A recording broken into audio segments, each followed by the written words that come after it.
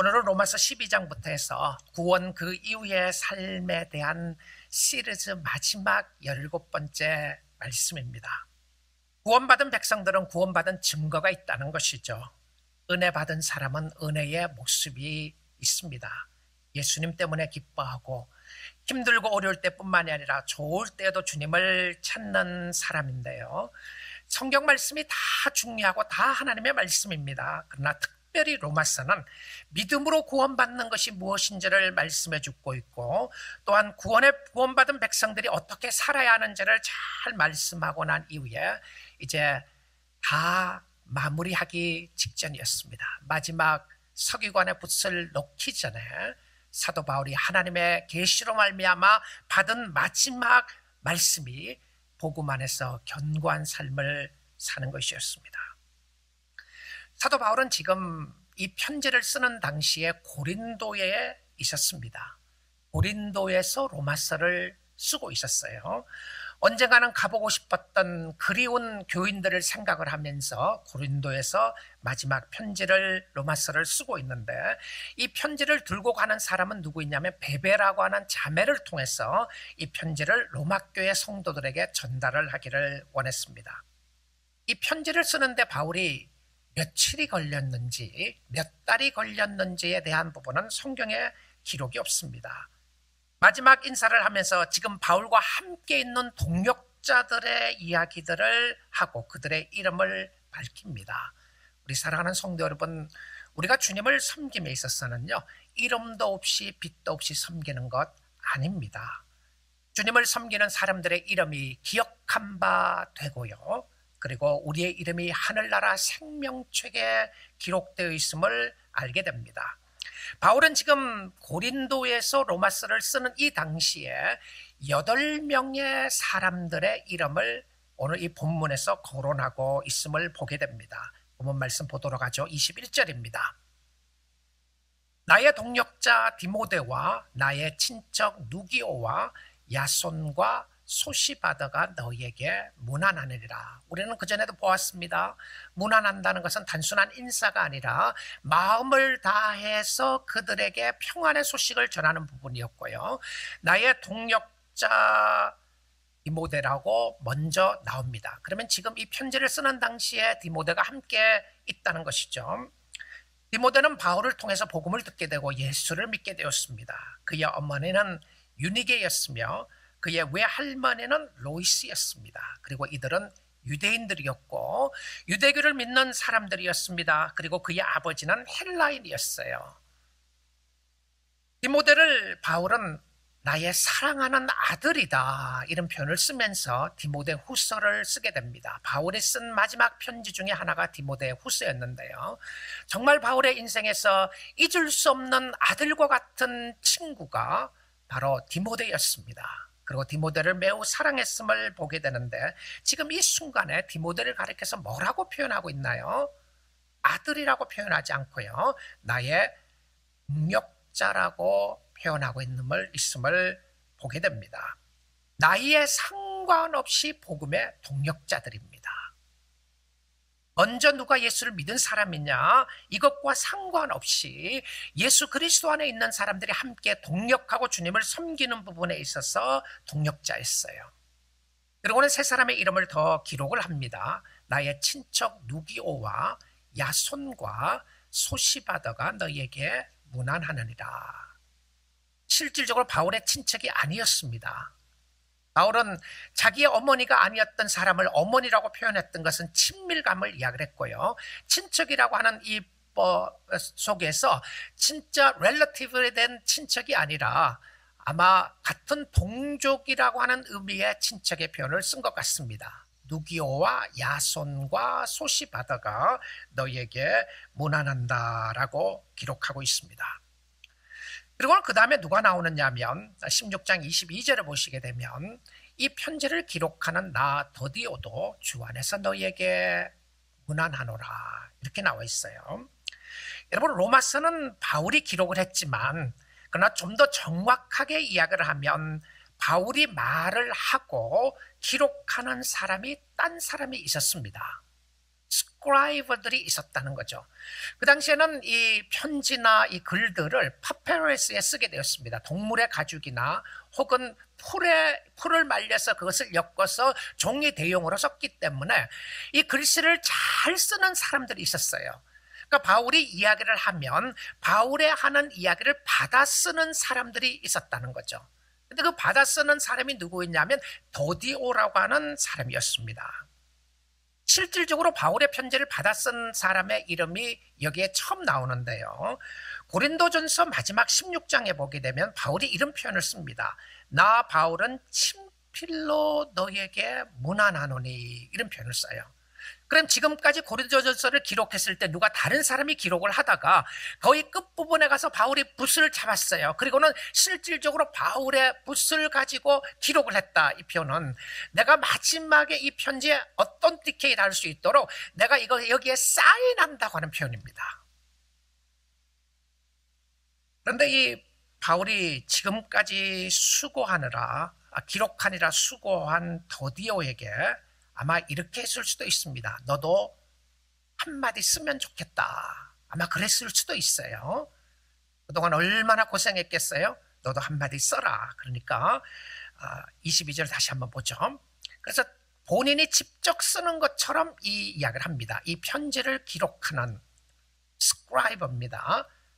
딕테이션을 하는 거죠. 바울이 이야기하는 것을 받아 쓰는 사람이었는데 이 편지를 기록하는 나 더디오도 주 안에서 너희에게 문안하노라.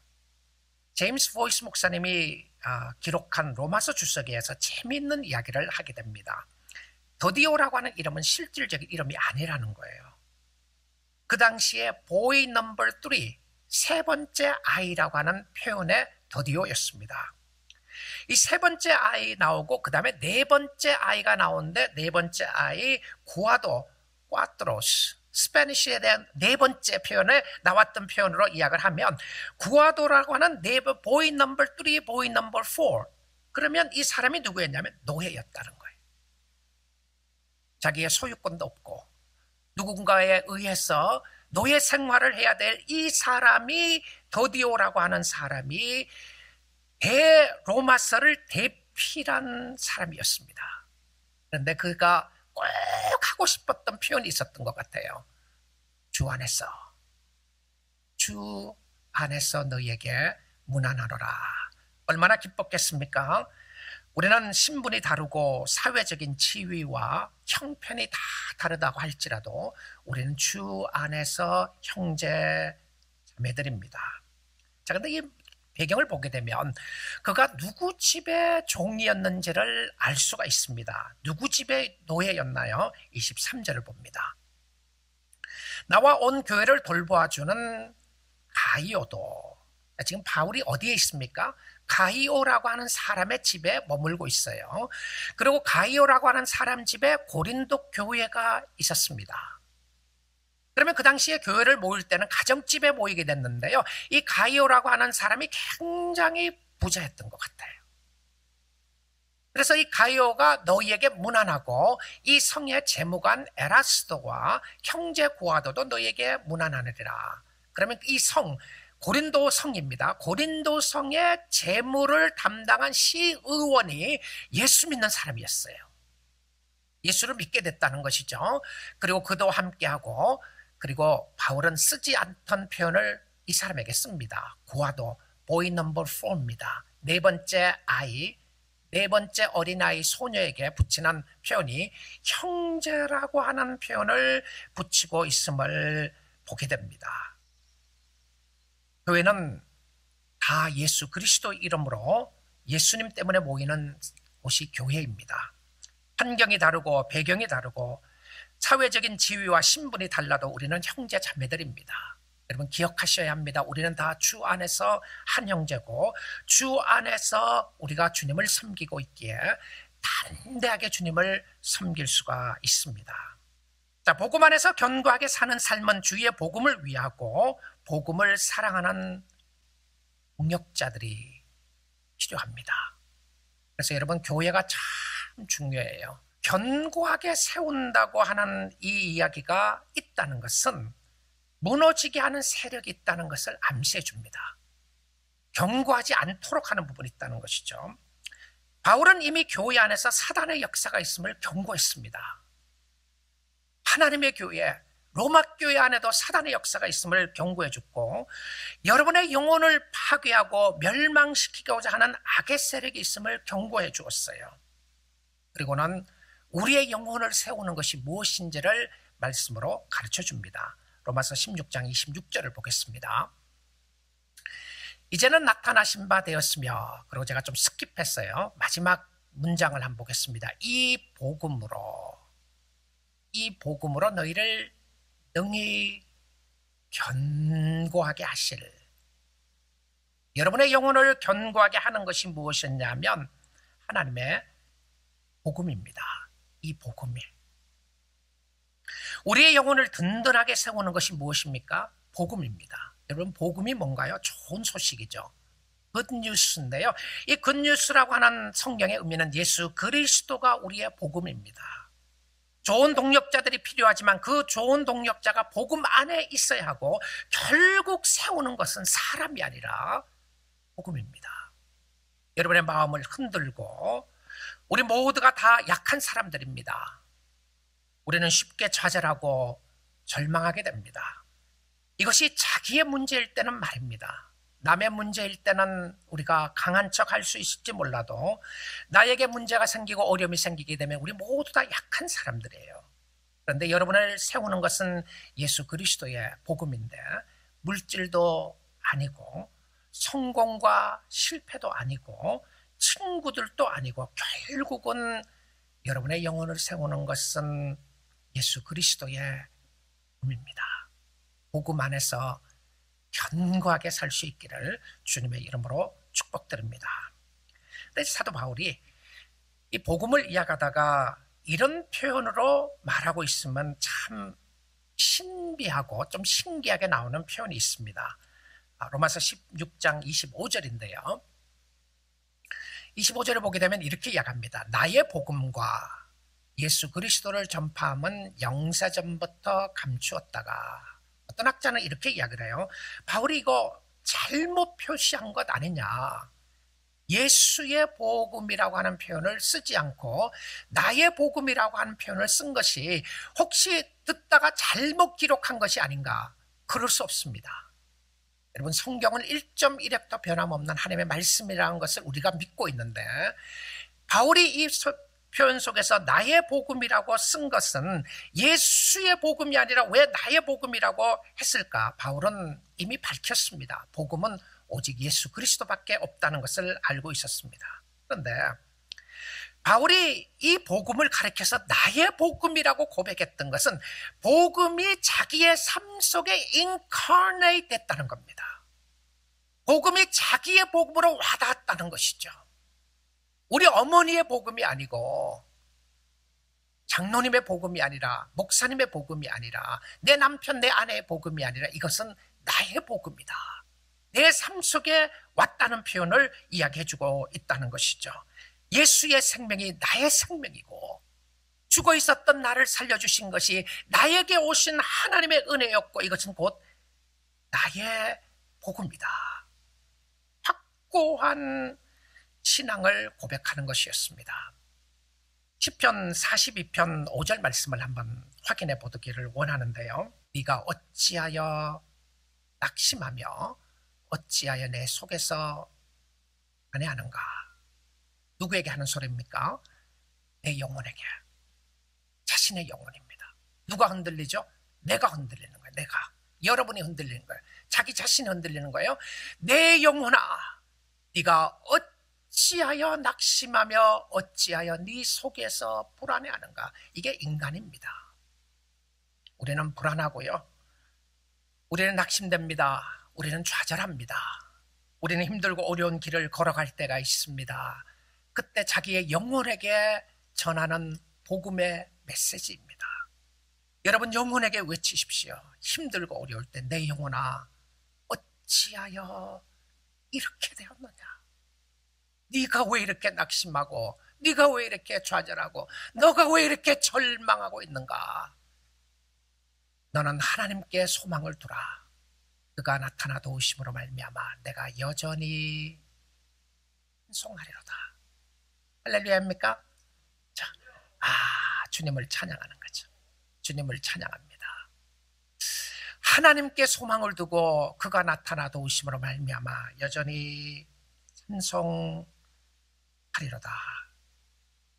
여러분, 우리가 주님을 섬기면서 주님이 우리에게 주시는 사인은요, 하나님을 바라보고 하나님을 섬기도록 주시는 모습이었습니다. 하나님을 의지하고 하나님 앞에 자신의 영혼에게 설교하는 거예요. 이 말씀을 들으면서 여러분의 영혼에게 설교하시고 적용하십시오. 내 영혼아, 여호와를 송축하라, 찬양하라, 영광 돌려드리라. 그런데 우리가 주님을 바라보고 주님을 섬길 때에 복음 안에 있는 성도에게 요구되는 것이 있어요. 여러분, 복음 안에서 견고하게 서기 위해서 요구되는 것이 있습니다. 나에게 주님은 뭘 요구하시는가? 이 말씀을 16장 26절을 다시 한번 보도록 하겠습니다. 이제는 나타나신 바 되었으며 영원하신 하나님의 명을 따라 선지자의 글로 말미암아 모든 민족이, 자, 성경을 가지고 계시면 두 단어의 동그라미를 치시고 보시면 좋겠습니다. 믿어 순종하게 하시려고. 하나님의 말씀이 임함은 믿고 순종하는 겁니다. Trust and obey. 자, 저와 여러분에게 하나님이 요구하시는 것은 무엇이었냐면 믿음과 순종입니다. 믿음과 순종이에요. 그런데 이것은 결코 다른 사람이 해줄 수가 없어요. 나의 믿음과 나의 순종은 다른 사람이 해줄 수가 없어요. You need to trust God. You need to be obedient before God. 자신이 하나님 앞에 순종하고 자신이 하나님 앞에 믿음으로 반응을 해야 하는데, 여러분, 순종과 믿음이 참 힘듭니다. 왜 힘들죠? 여러분 생각대로 안 되기 때문에 그래요. 만약에 우리가 모든 것이 이해가 되면 그리고 순종한다면 순종이 아닙니다. 온전한 순종이 아니에요. 여러분, 우리가 믿음의 여정을 걸어간다고 할 때예요, 진짜 믿음이 필요할 때 언젠지 아십니까? 여러분 생각대로 되지 않을 때입니다. 여러분 생각대로 다 되고 순풍의 돛을 달듯이 잘 나가면 믿음이 필요 없잖아요. 그냥 살면 되는 거죠. 순종이 뭐 필요해요? 그냥 살면 되는 것인데. 근데 정말 믿음이 필요하고 정말 순종이 필요할 때 우리는 믿음과 순종의 역사가 드러나지 않는 경우들을 많이 봅니다. 믿어야 할 때에 불평하고 원망하는 거예요. 믿어야 할 때에 딱 자꾸 딴소리 하는 것입니다. 순종해야 할 때에 자꾸 이해가 간다고 그래요. 어떻게 그럴 수 있느냐? 이러면 내가 순종할 수가 없어요. 순종하고 싶은 마음이 하나도 안 생기는 것이죠. 믿음은, 순종은 우리의 이해를 요구하는 것이 아니라 우리에게 신실하신 하나님의 약속의 말씀을 믿는 믿음에 근거합니다. 주님이 좋으신 하나님이시기에, 나에게 말씀하시고 나에게 오늘도 함께 하신 하나님이 너무나도 좋으신 분이시기에 그 주님 믿고 나아가는 거예요. 내가 있는 환경과 상황은 너무나도 힘들고 어려워요. 도저히 주님이 계시지 않는 것 같아요. 주님이 나와 함께 하시면 이룰 수 없다는 생각이 들 수밖에 없습니다. 당신이 지금 뭘 하고 있습니까? 이룰 수 없습니다. 라고 있는 환경 속에서 주님은 저와 여러분에게 말씀하십니다. Trust and obey. Can you still trust me? 네가 나를 믿을 수 있겠느냐? 네가 나에게 순종할 수 있겠는가? 이 말씀을 잘 표현해주고 있는 말씀이 여호사밧 왕에 관한 이야기입니다. 여호사밧은 유대 왕이었는데요, 아람 군대가 쳐들어오기 시작했습니다. 아람 군대는 굉장히 강한 군대였고, 또 여호사밧이 있었던 유대는 아람 군대와 동맹을 맺어서 쳐들어왔기 때문에 전쟁을 해야 되는데 너무 힘들고 어려웠어요. 그때에 이 모습을 이렇게 표현해주고 있습니다. 역대하 20장 12절인데요. 우리 하나님이여, 그들을 징벌하지 아니하시나이까. 그들이 누구냐면 아람 군대들입니다. 어쩌면 우크라이나 전쟁에 비슷한 모습이 될지도 모르겠어요. 러시아 군대들이 쳐들어오는 것을 보면서 피난하고 있는 그 상황에 하나님, 우리는 힘도 없고 능력도 없습니다. 말할 수 있는 부분이 있을지 모르겠습니다. 그러나 지금 일어나는 전쟁과 구약시대 전쟁은 전혀 다른 의미입니다. 이것은 영적인 전쟁을 예표해 주고 있는 부분이에요. 그래서 이 영적인 전쟁 속에 이스라엘 백성들은 하나님의 자녀들이고, 그리고 주위의 동맹국들을 맺어서 오는 것은 악의 세력들로 쳐들어오는 것입니다. 근데 하나님의 자녀가 꼼짝 못하는 거예요. 이렇게 이야기합니다. 우리를 치러 오는 이 큰 무리를 우리가 대적할 능력이 없고, we have no power, 힘이 없는 거예요. 싸울 힘이 없어요. 그리고는 어떻게 할 줄도 알지 못하고 스트래티지도 없는 겁니다. 지금 약간 무기도 없고 방법도 없고 절망 아니겠습니까? 어떻게 해야 되겠습니까? 주님, 내가 힘이 없습니다. 내가 연약합니다. 내가 할 수 없습니다. 라고 하는 형편과 상황이 있을 때가 있다는 것이죠. 그리고는 오직 주님만 볼 수밖에 없습니다. 여러분, 힘들고 어려울 때예요, 주님 보라는 사인입니다. 도저히 안 될 것 같은 상황 속에서 주님 보라고 하는 사인이에요. 자, 이 말씀을 하고 난 이후에 하나님이 선지자를 통해서 왕에게 이야기를 합니다. 그 당시에는 선지자를 통해서 왕에게 이야기를 하는 그때였던 것이죠. 하나님께서 말씀을 주십니다. 두려워하지 말라. 하지 말라.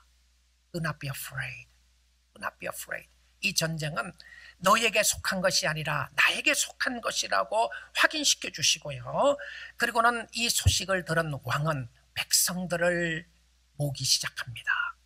그 부분이 역대하 20장 20절의 부분인데, 이에 백성들이 아침에 일찍 일어나서 두고와 들로 나가니라. 그러니까 전쟁하러 나가는 거예요. 나갈 때 여호사밧이 왕입니다. 서서 이르되 유다와 예루살렘 주민들아, 내 말을 들을지어다. Listen to me. Listen to me. 너희는 너희 하나님 여호와를 신뢰하라. Trust your God. Your only God. Trust your God. 너희는 너희 하나님 여호와를 신뢰하라. 그리하면 어떻게 된다고요? 한번 같이 읽어보죠. 그리하면 견고히 서리라. 그리하면 견고히 서리라. 지금 어떻게 됐습니까? 완전히 기진맥진하고 있는 거예요. 팔이 다 늘어졌습니다. 싸울 힘도 없고 무기도 없고 할 수 있는 방법도 없는데 하나님의 말씀이 이야기를 합니다. 너희는 너희 여호와 하나님을 신뢰하라. 그리하면 견고히 서리라. 여러분을 무너지게 하고 나를 힘들게 하고 여러분을 힘들게 하고 세상의 여러 가지 환난과 어려움을 통해서 우리의 마음이 좌절되고 절망되고 무너지는 상황 가운데 있을 때에 주님이 주시는 메시지는 너희 하나님 여호와를 신뢰하라. 그리하면 견고히 서리라. period. 점이 찍어졌나요? 아니에요. 점 찍어지지 않고 계속 연결합니다. 그의 선지자들을 신뢰하라. 그리하면 형통하리라. 이렇게 이야기합니다. 여러분, 이 여호사밧 왕이 왜 선지자들을 신뢰하라 그랬을 것 같습니까? 왜냐하면 선지자들을 신뢰하지 않으면 선지자가 전해주는 메시지를 신뢰하지 않게 됩니다. 오늘날 목사는 선지자가 아닙니다. 선지자가 오늘날 없습니다. 왜냐하면 하나님의 direct revelation은 성경 말씀으로 끝났어요. 여기에 하나님이 주시고자 하는 메시지를 다 주셨습니다. 그런데 오늘날 목사의 역할은 무엇이었냐면 하나님의 말씀을 선포하고 공부하고 연구해서 전하는 말씀인데, 만약 여러분이 말씀을 전하는 저를 신뢰하지 않으면 제가 전하는 메시지를 신뢰하지 않게 됩니다. 신비하죠. 저를 신뢰하지 않으면, 믿지 않으면 제가 전하는 메시지도 버리게 되는 경향들이 있을 수 있어요. 여러분, 신앙생활을 잘 할 때를 보시면 목사를 통해서 전해지는 메시지가 들려집니다. 어느 날 어느 순간에 여러분이 시험이 들고 어려워지면 목사를 통해서 전해지는 메시지가 들려지지가 않아요. 그러면 자꾸 딴 데 가서 다른 메시지를 들으려고 하는 모습을 보게 됩니다. 이 상황 속에서 왕이 이야기를 하면서 여호와 하나님을 신뢰하는 것뿐만이 아니라 메시지를 전해주는 메신저도 신뢰하라고 그렇게 이야기를 합니다. 선지자들을 신뢰하라. 그리하면 통통하리라. 왜 그렇습니까? 하나님이 대표자를 세우시고 대표자를 통해서 그 말씀을 주시는 것을 보게 됩니다. 신앙의 형통은 목회자를 신뢰하는 겁니다. 그리고 기도하는 것이었습니다. 여러분이 견고하게 서기 위하여 믿음과 순종이 요구됩니다. 사도 바울은 성령의 감동으로 마지막 라인을 외치고 있습니다. 아마 이 상황 속에서 성령의 놀라운 역사가 바울의 마음을 감동했을 거라고 생각이 됩니다. 마지막 라인은 이렇게 되어 있습니다. 27절이에요. 지혜로우신 하나님께 예수 그리스도로 말미암아 영광이 세세무궁하도록 있을지어다. 아멘. 아멘은 헬라어입니다. 헬라어 원어 성경에 있는 아멘이 마지막 단어이고요. 능력의 하나님이 아니라 지혜로우신 하나님이었습니다. 아마 저는 이랬을 거라는 생각이 드는데요. 바울이 이 상황 속에서 장엄한 로마서를 성령의 역사로 받게 됩니다. 그리고는 성령의 역사로 받았던 것을 말하기 시작하고, 그리고 붓을 들고 더디오는 이 바울의 이야기를 적기 시작하고 내려갑니다. 마지막 문장까지 오게 되었습니다. 성령의 강권적인 역사가 사도 바울의 마음을 확 휩싸았을 거라는 생각이 듭니다.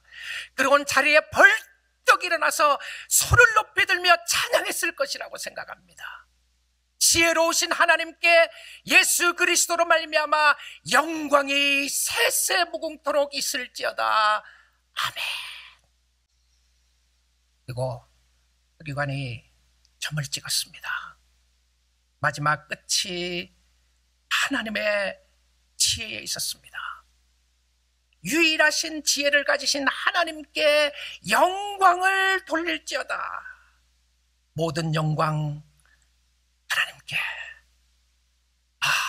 로마서가 멋지게 마지막을 장식하고 있습니다.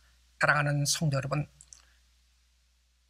지혜로우신 하나님께 영광이 세세무궁토록 있을지어다.